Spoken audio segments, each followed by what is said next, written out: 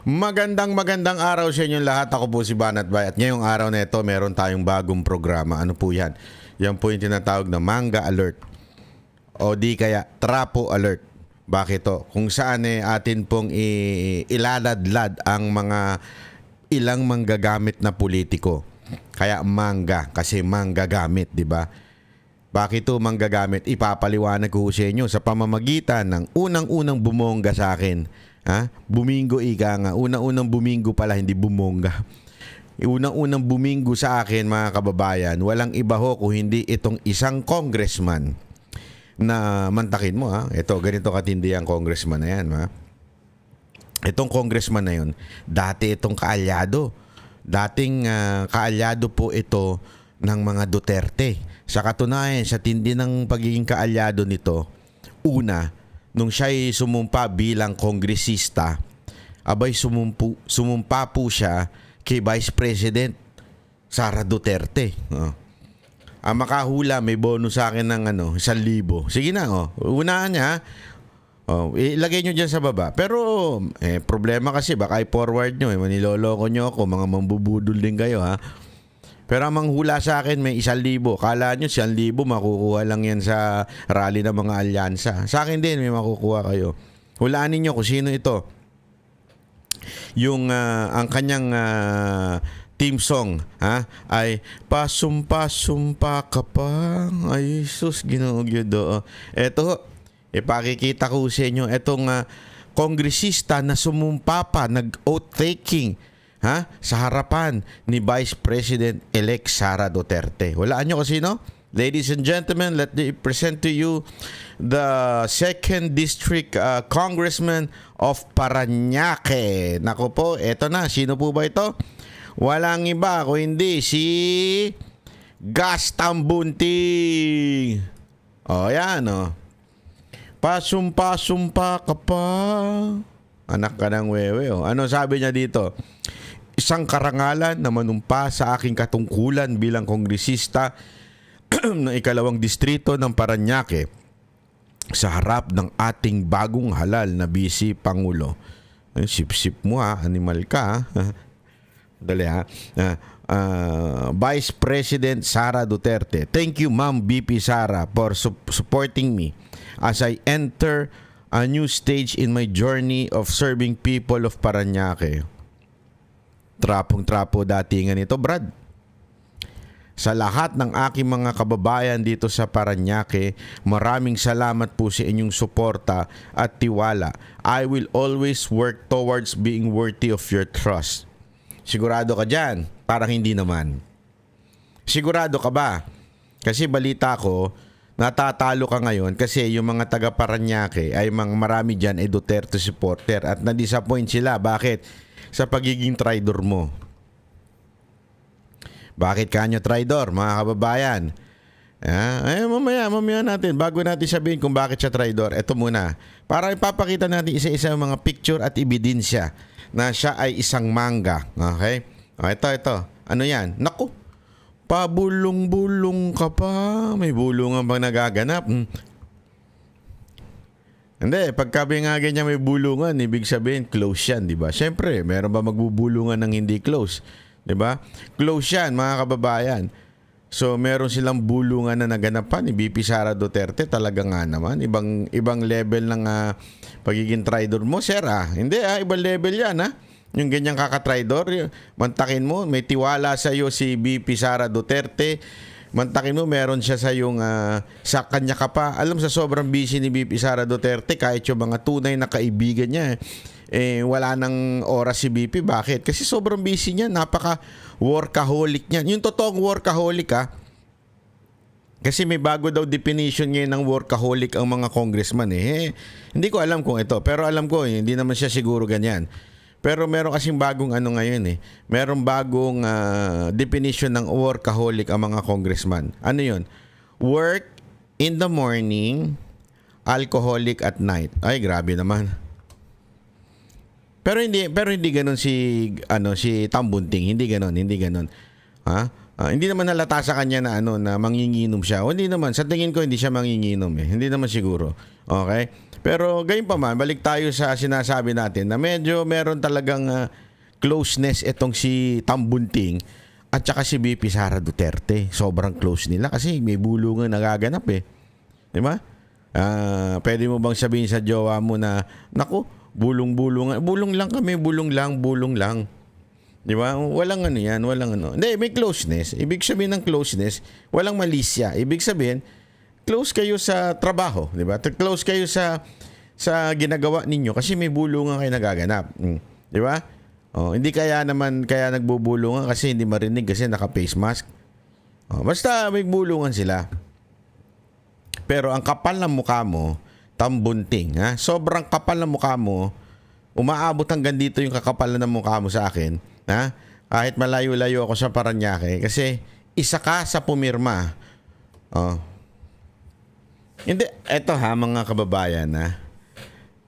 Ako hindi ko to kayang gawin eh. Alam mo yun, kunwari makaaway ko man ng isang tao, hindi man kami magkasundo. Pero dati kaming close. Dati kami magkaibigan. Somehow meron akong utang na loob kasi mantakin mo, ang nag-preside ng iyong oath-taking yung vice presidente. Tapos mantakin mo, isa ka sa pumirma sa impeachment ni VP Sara Duterte. Anak ka naman ng wewe, oh. Grabe ang ano mo ha. Ang dapat dyan, alam mo, bumili ka ng bagoong. Bakit? Sobra ka manggagamit eh. Manggang-mangga ka, oh. Sinulit-sulit mo, may bulungan pa. Hindi, baka sabihin ninyo ito. Ito pa, may papakita ko. Aside siya yung pumirma dyan sa impeachment, isa sa mga impeachment. Close din siya. Kita mo, yung ngiti mo, ngiting panalo dyan, brad, para kang nanalo na CP stick dyan, ha. Di ba yung ngiti mo para talagang Mr. President, close kami ng anak mo, ha, President, Mr. President, close kami, ha. Tingnan mo. Sino naman yung nasa baba? Naku po. Naku po, pareho ng Caracas. Ano po yan? Bakit ganyan yan? Ano yung pareho silang Caracas? Huwag nyo masamain yun. Walang akong ibig sabihin. Hindi physical yung sinasabi kong pareho ng Caracas. Ang sinasabi natin, pareho silang quote-unquote close sa mga Duterte. Di ba? Pati yung anak mo close sa mga Duterte pero natiis mong pirmahan ng impeachment ni VP Sara Duterte. Ang tindi ng level ng pagka-traidor mo, sir, ha? Hindi, walang biro. Napakatindi ng level ng pagka-traidor mo. Hindi ko kaya yung ganyang ka-traidoran, di ba? I mean, kami, meron ako mga kaibigan, di ba? Siguro, magkikriticize kami sa isa't isa, magpupunahan kami sa isa't isa, mga vlogger. Pero hindi naman yung ganyang ka-traidor. 'Di ba? Na alam mong close mo tapos biglang pipirma ka para sa ikakatanggal ng isang tao, nag-aakusa ng walang ebidensya, 'di ba? Ganoon eh. Happy birthday po, President Rodrigo Roa Duterte. O kita mo na, naimbitahan ka pa sa birthday. Di ba? Pag ganyan-ganyan ka pa. That's not nice. Di ba? That is not nice. Naku po, matindi ka. Matindi ka, Atabs. Ikaw ay isa sa sabihin na nating mangga. Ha? Umanay ka na sa linya ni Senator Amy. Pareho kayo, di ba? Grabe, no? Eto pa. Eto, para naman sabihin ninyo, ganun ba? Ganun ang ibig sabihin nun? Eto pa. Antindi. Bakit? Ayan. Hulaan nyo. Ano nakasulat dyan? Ano nakasulat dyan? Sa bawat araw maging matatag at maayos ang gawin ng bawat kawani ng DepEd. Yan ang sabi ng boss ko. Naku po, mantakin mo. Mantakin mo. Na-appoint po yung asawa, si Joy Tambunting. With USEC, secretary staff. With USEC, chief of staff ng siya po ay DepEd Central Office Manager. Mantakin mo, ha? Ikaw ay DepEd Central Office Manager. Ginawa ka Central Office Manager ng ating Vice President. Mantakin mo yan. Ayun, nakasulat dyan sa baba. Close na close, di ba? Asawa mo close, ikaw close, tapos pipirma ka para matanggal? Hindi ho ba kayo nahihiya niyan, sir? Mr. Tambunting, hindi ho kayo nahihiya? Ang tindi ng pagiging traidor nyo kay BP Sara Duterte, ha? O, di ba? Pagiging manggagamit ninyo. Talagang, mantakin mo, ha? Hinair pa ni BP Sara Duterte sa kanyang departamento yung asawa ni Gas Tambunting, Congressman Gas Tambunting. Hindi lang ikaw ang may utang na loob, Congressman. Pati yung asawa mo may utang na loob. Pero ang lupit mo, pumirma ka sa impeachment ni BP Sara Duterte. Alam mo, ibang level yung ginagawa mo talaga. Ibang level yan. As in, ibang level yung ganyang klaseng panggagamit mo. Di ba? Matindi yan eh. Ito pa. Papakita pa natin. Ayan. Ayan. Isipin mo ha. May paganyan-ganyan pa. Wait lang. Basahin natin ha. Ayan. When I first joined DepEd in June of 2022, Holy Mass was celebrated once a month in the central office on the request of our VP and Secretary Sara Duterte. Ano VP and Secretary Sara Duterte? Okay. Tama. We instead had it every week, and she says it's all about of well-being of our co-employees, upliftment of their spirits better on a weekly mass opportunity. Our first mass this year. Happy New Year to everyone, no? Di ba? Puring-puri ka pa sa ginawa ni BP Sara Duterte na nagpapamisa every week. Di ba? Every week pinuri mo pa para sa well-being ng mga co-employees mo. Di ba? Meron kayong simba once a week. Asan na yung pagsisimba mo? Nawala. Di ba?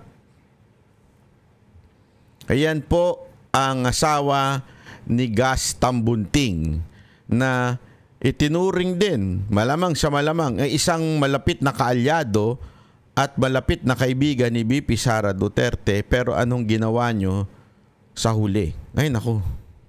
Speaking of simba, alam mo, ganyan na ganyan din ng Hindi, alam mo, sa totoo lang, ganyan na ganyan din po yung ibang mga disipulo ng ating Panginoong Jesus, di ba? As in closeness, as in yung katabi talaga, doon kumakain sila. Tandaan ninyo, nung unang panahon, pag ikaw ay sumama sa pagkainan, at talagang, kasi when you say at that time, when you dine, hindi ho yung mga katulad ngayon na parang fast food ang kainan, yung wala pang 30 minutes na hinain sa'yo, ubus na. Hindi. Sa panahon nung panahon ni Kristo, when you say you dine, it's a fellowship. It's more than 2 hours of talking and being at the moment.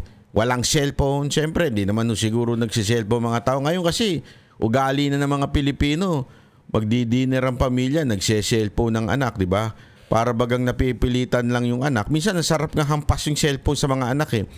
Ayaw nyo kaming kausapin. No, sige, kayo nang bahala magpakain sa sarili ninyo. Sigurado ko, bababa nila, cellphone nila. Bahala na kayo kumain. Ha? Maghanap na kayo na magpapakain sa inyo. Hindi, totoo eh. Diyan, nung time na yan, when you dine with a person, ibig sabihin you're close. Kaya nga naalala ko dito yung kay Kristo eh. Close sila nung mga disipulo. Yung mga disipulo na close, nung at the moment na inuusig na, ba't pinagbibintangan ng kung ano-ano si Kristo.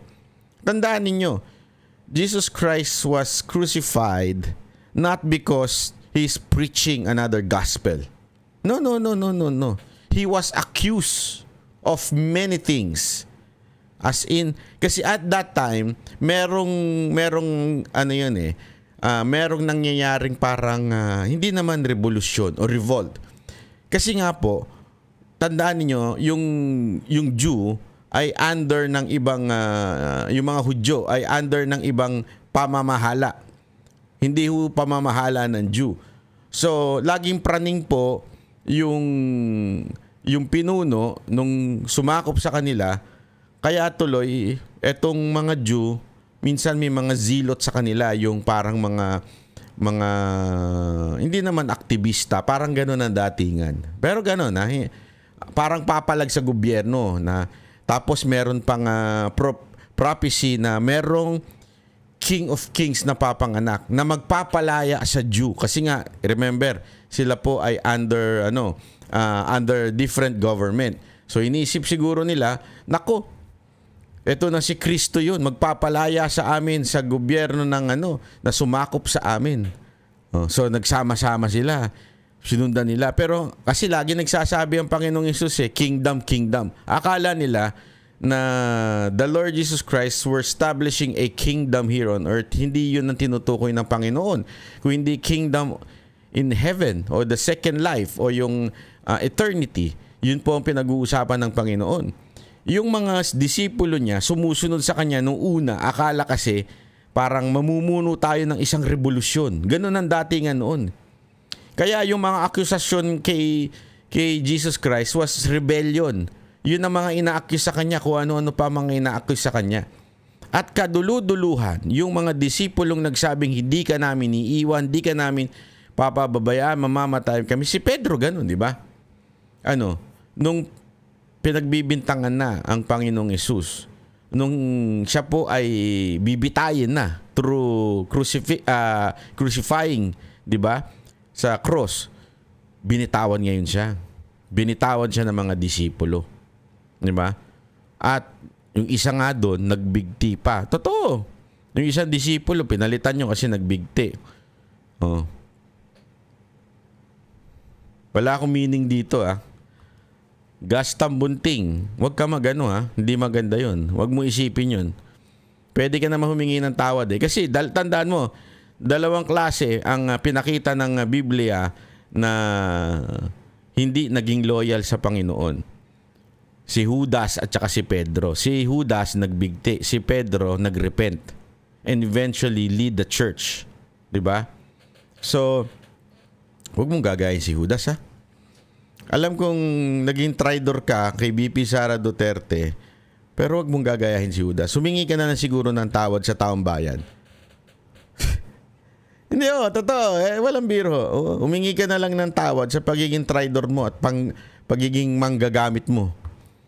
Kasi gano'n naman talaga nangyari. Ginamit mo Wala akong biro. Ginamit mo ang mga Duterte para sa sarili mong kapakanan. At ito pa. May malupit pa. Baka sabihin nyo, yan lang. No. There is more. Ito Ito. Siya rin po. Yan. Yan ang pagmumukha yan. Diba? Yang itsura na yan, mapapagkatiwalaan ba yan sa tingin ninyo? Diba? Mapapagkatiwalaan ba yung ganyang klaseng itsura? Bakit? Pati prangkisa ng SMN ay pinagkadiskitahan ni Gus. Diba? Gus Tambunting. Mantakin mo. Siya ang nag-deny ng franchise ng SMNI. Ngayon nga bilang chairman ng Committee on Legislative. So, ibig sabihin, makinig kayo. Sumipsip ka na kay Speaker Romualdez by signing impeachment against BP Sara Duterte. And we all know that. And there are news and alleged accusation against this congressman who signed na meron di umano daw kayong natanggap. That is, nababalita po yan. So, tanong, kasama po ba kayo doon? Totoo po ba yung nabapabalitang bigayan? Kasi ako, meron akong congressman na kaibigan. At sinabi niya, oo, totoo yan. Sabi niya sa akin, totoo yan. Sabi ko, tindi talaga. Meron kayong patunay? Sabi niya, ang patunay lang nito, hindi ako pumirma. Kasi talagang ako ay para sa bayan. Hindi siya maka-Duterte. Hindi ho ito nag-announce na siya ay Duterte. Hindi ho siya. Hindi nga niya kilala si Pangulong Duterte in personal o si BP Sara Duterte. Pero sabi niya, hindi kasi tama Lalong-lalo na yung bigayan na, nakita niya. Baguhan lang ho ito pero may paninindigan ito sa buhay. Kaya nga ang tanong natin dito, Mr. Chairman ng Committee ng Legislative Franchise, how true that may bayarang 150M dun sa mga pumirma? Ako ay nagtatanong lang. Ha? Nagtatanong lang ako. Magtotoo po ba yun, sir? No. Pangalawang tanong, since kayo ang pumirma, meron po ba kayo natanggap? Kasi ngayon, tumatakbo kayong 2nd District Congressman dyan sa Parañaque. Diba? So, tanongin natin siya. Tapos, eto pa, tandaan ninyo, sino ho ba ang namuno sa pagtanggal ng prangkisa? Pero hindi nagtagumpay sila dito eh. Pero sinong namuno nun? Walang iba kundi si Speaker Romualdez. Bakit kanyo?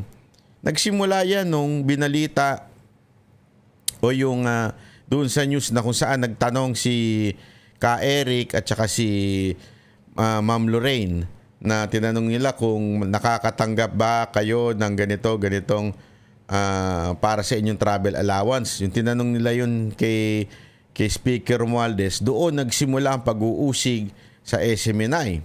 Di ba? So doon po yun, nakulong pa nga ho yung dalawa.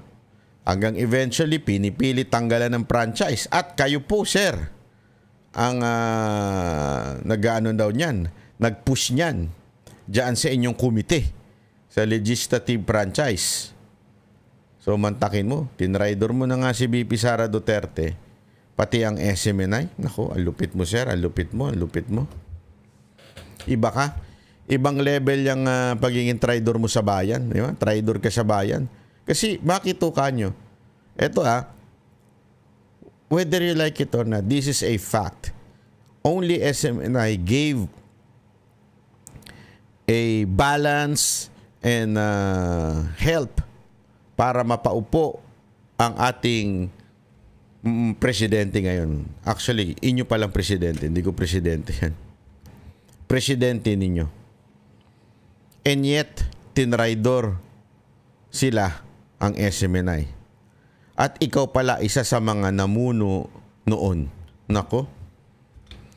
Malupit ka. Makainom nga muna. There is more. Kala nyo tapos na. Uminom lang ako mga brad. Hindi pa yan. Hindi pa kumpleto yan. Meron pa. Ano yon? Banat bay? Eto pa. Ano naman yan? Sino naman yung mga nasa picture na yan? Post ito ng kanyang asawa. Thank you for the dinner, my beloved ABS-CBN bosses, Mr. Mark Lopez and Mr. Carlo Katigbak. You never cease to amaze me. Salamat. With me is my beloved husband, the only congressman of my heart, Gus Congressman Tambunting. Nako. Nakipag-usap pa pala kayo sa ABS-CBN. Nako. Isipin mo ikaw ang chairman ng committee ng franchise. Legislative franchise. Tapos nakipag-usap ka sa mga sa ABS-CBN. Kaya pala napapabalitang malalagyan na ng franchise at babalik na ang franchise ng ABS-CBN. Ibang level ka, sir. Ibang level. Yung pagiging sip-sip mo sa gobyernong to, pagiging mangga mo sa gobyernong to, ibang level. No, walang biro. Ibang level po, mga kababayan. Ibang level po, Talagang matindi ka, sir. Nakakaano ka. Naku, ayaw ko na lang. At, syempre, after that meeting, it was January, it was January 17, February, anong sinabi? Parañaque Congressman Gus Tambunting presides over the ABS-CBN franchise renewal in light of Philippine Competition Commission report favoring the same. Kaya pala, babalik ang ABS-CBN. Yan yung nababalita-balita dahil ikaw mismo nag-post nito, Congressman. Ayun, verified yan. Ikaw mismo pala ang gustong magbalik dito sa renewal ng franchise ng ABS-CBN.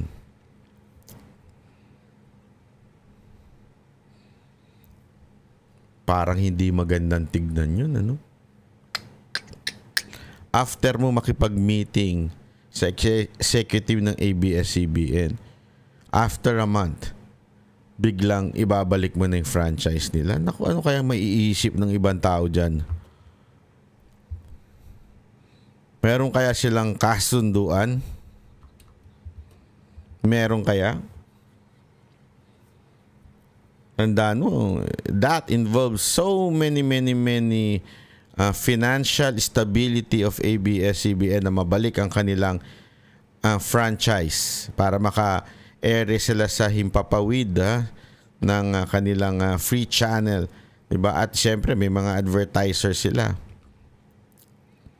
Kaya at sigurado ko sila po ay porsigidong makakuha ng franchise. Mantakin mo. Pagkatapos kausapin ito, yung naku, ang lupit mo, Brad. Ang lupit mo. Wala akong masabi sa'yo. Kaya ikaw ang buena manong i-feature ko dito sa ating bagong programang Manga Alert.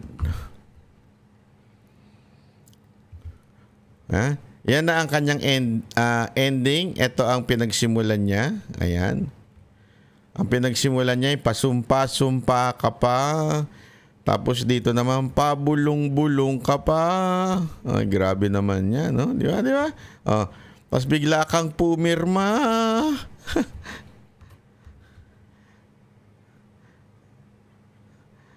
Oh, di ba?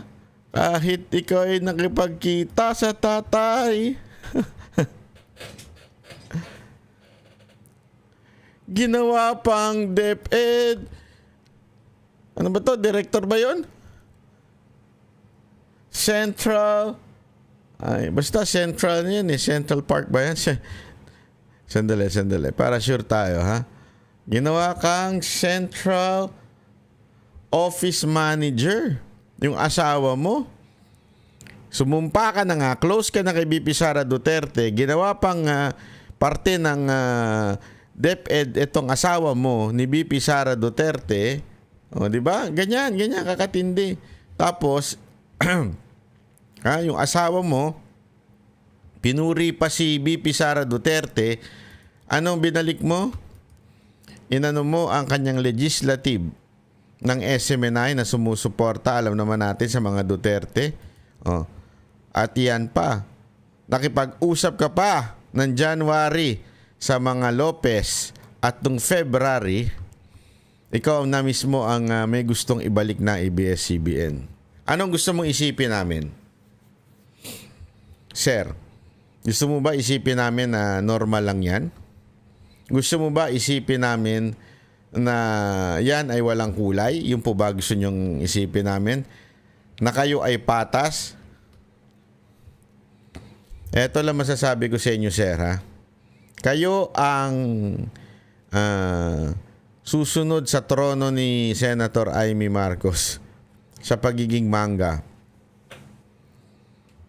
Kitang-kita naman po natin, di ba? Kitang-kita. Ito, may proof po ito. Wala akong fake news dito, ha? Ayoko sa fake news. Galit ako sa fake news.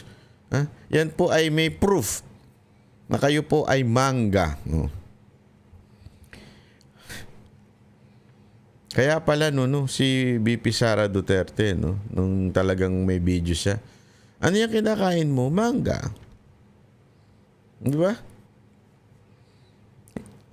Hindi lang pala sa isang tao niya sinasabi yun. Pati dun sa mga kanyang dating kaalyado. Ngayon ay pumirma pa sa kanyang impeachment. Mga kababayan, ako'y nagmumulat lamang ng inyong kaunawaan patungkol sa mga to. Kasi sigurado ako hindi naman nila sinasabi yan sa kanilang mga rally. Diba? Hindi nila tinatago na malamang nila yan. Pero dito, binubulgar natin kung sino yung mga mangga at sino yung mga salot sa lipunan sa tingin natin dahil sa ginagawa nilang pagiging trapo o sunod-sunuran sa kanilang amo. Yan po ang totoo. Sila ho'y sunod-sunuran sa kanilang amo na si Speaker Romualdez. Pero may choice kayo kasi meron akong alam dyan sa 2nd District ng Parañaque na hindi pumirma yung kalaban niya, yung pinakamatindi niyang kalaban ngayon. Kasi bakit matindi? Paano? Ito po ay mas mataas sa survey. Itong kanyang katunggali. I-reveal po natin yan sa mga darating na araw. Pero kayo mga taga 2nd District ng Parañaque, mga taga 2nd District ng Parañaque, lalo na kung kayo ay naniniwala na maganda ang ginawa ng mga Duterte sa Pilipinas, including Parañaque, huwag nyo na iboto itong tao na ito. Huwag nyo nang iboto to si Gaston Bunting. Alam nyo ho ba, may kikwento lang ako sa inyo. Ganito katindi itong mag-asawa na to. Nung tapos na yung termino ni Gas bilang congressman, kasi 3 years, di ba? Para maging 3 term lang po pwede. Nung tapos na, pinatakbo niya ngayon yung asawa niya. So, siyempre, dahil same name recall, alam naman natin, nanalo yung asawa niya. 3 taon yun dapat na congressman. Ang ginawa ng asawa niya, ganito katindi asawa niya, parang nag-resign siya o nag-giveaway siya para maging congressman yung asawa niya. Nagigets nyo? Tapos, kaya ngayon, incumbent ito. Yung huling taon nung asawa niya bilang congresswoman, nag-resign siya, kaya ito ngayon ang congressman ngayon, si Gaston Bunting. Siya incumbent ngayon. Ibig sabihin, para makadagdag, mas madaming ang pag-upo niya bilang kongresista. Ganon sila. Diba? Garapalan. Nag-resign yung asawa para makapasok siya kaagad, makasimula na siya. So, may libre siyang 1 taon, ika nga. Lupit nyo, Brad. Kapala na lang talaga ng mukha to. Wala na. Kasi alam nyo kung bakit uso yung ganyan. Kasi nga po, walang lumalaban sa kanila. Kasi pag bigating kasi isang lugar, alam mo na, ikaw ang pinagpalang nila lang dyan pag ikaw ay district congressman. Alam mo naman yung mga kalabit kalabit penge dyan. Di ba? May maraming kalabit penge sa mga barabarangay. Mga kalabit penge dyan. Since ikaw ang pinagpalang congressman ng iyong distrito, alam na this. Kaya malakas siya mga yan. Nagkataon lang may malakas na pumapasok ngayon dyan sa 2nd District ng Parañaque. Kaya mga kababayan, doon lang sasabihin ko sa inyo, i-reveal ko sa inyo sa mga susunod na araw kung sino itong 2nd District na nakalaban ito ni Tambunting. At kung kayo naniniwala sa ginawa ni Pangulong Duterte at ng kanyang administrasyon at kung ito'y maganda, compare sa administrasyon ngayon, compare sa walang ginawang administrasyon na ito kung hindi magkulimbat ng salapi sa ating kaba ng bayan. Ibalik natin kung sino talaga yung mga taong nanindigan para kay BP Sara Duterte, para sa mga Duterte. Yung kalaban nito, nanindigan. Kalaban ni Gaston Bunting sa 2nd District ng Parañaque ay ninindigan na hindi siya pumirma ng impeachment ni BP Sara Duterte. So kung alam nyo pangalan yan, isulat nyo sa baba. Pero i-reveal natin yan sa mga susunod pang araw. Pero kung alam nyo na, isulat nyo sa baba. Malay nyo, mapadalan ko kayo ng GCash. Diba? Isulat nyo dyan sa baba kung sino yung kalaban nito na magandang pwedeng ipalit dito sa hunyango na ito, isang mangga. Okay mga kababayan, so hanggang dito na lang po muna tayo. Maraming salamat po. Ako po si Banat. Bye! Ay, mali.